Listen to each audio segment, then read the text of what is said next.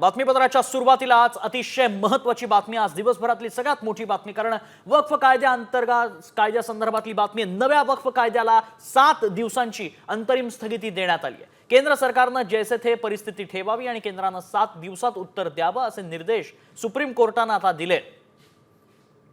वक्फ कायद्याअंतर्गत जमिनी बळकावल्याचा आरोप आहे। भाजपसाठी मात्र हा मोठा धक्का मानला जातोय, कारण दोन्ही सभागृहात बिल पास झाल्यानंतर सुप्रीम कोर्टानं मात्र 7 दिवसांची आता अंतरिम स्थगिती दिली आहे।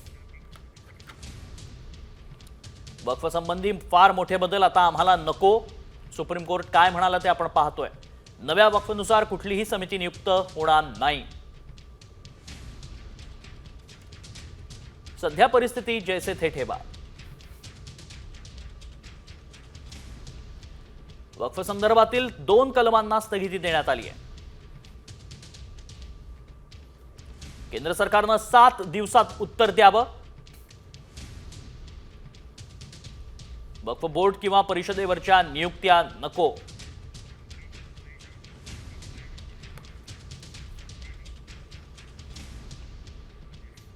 तो माननीय सर्वोच्च न्यायालय को जो रेस्पोंडेंट्स यानी कि भारत सरकार ने कहा कि हम डे टू डे सुनवाई के लिए तैयार हैं। आप पूरे मामले को, चूंकि यह पार्लियामेंट का कानून है, पार्लियामेंट के कानून को आप इस तरह से स्टे नहीं कर सकते हैं। और माननीय सर्वोच्च न्यायालय ने सॉलिसिटर जनरल ऑफ इंडिया के बात को माना है और उन्होंने संशोधन को स्टे नहीं किया है। सिर्फ उन्होंने उनके 2 पॉइंट पे सॉलिसिटर जनरल के बात को रिकॉर्ड पे लेकर के और अगली तारीख 5 मई मुकर्रर कर दिया है और 5 मई से इस मामले की सुनवाई शुरू हो जाएगी। दरम्यान वक्फ बोर्ड कायदा आम्हाला असंविधानिक वाटतो असं एमआयएम खासदार असदुद्दीन ओवैसींनी म्हटलंय। या कायद्याला आम्ही विरोध केला होता असंही त्यांनी म्हटलं। तर वक्फ बोर्ड सारखे कायदे आणणं चुकीचं असल्याची प्रतिक्रिया काँग्रेसचे नेते विजय वडेट्टीवारांनी दिली आहे। Joint working committee of parliament का मेंबर था। जितने अमेंडमेंट सरकार ने उसमें लाए थे हमने उसकी मुखालिफत की और हमने डाइसेंट रिपोर्ट दिया। पार्लियामेंट में भी मैंने उस पूरे बिल की मुखालिफत की है। तो ये कहना कि मैं दूसरे बिल के प्रोविजंस को मान लूंगा, ये सवाल पैदा नहीं होता।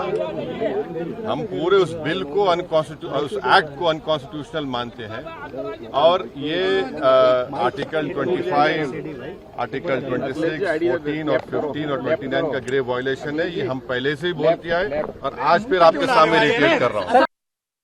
एखादा कायदा एखाद्या धर्माला नजरेपुढे ठेवून बदलायच्या भूमिकेतून आणि विभाजनाचं राजकारण करून अशा प्रकारचे कायदे आणणं हे चुकीचं आहे आणि हे स्पष्ट झालेलं आहे। खरं तर सर्व अशा प्रकारचे कायदे सर्वांना लागू करायला पाहिजेत। सर्व रिलीजन एखाद्या इतर धर्माच्या ठिकाणी दुसऱ्या धर्मांच्या लोकांना नेमता येतं का?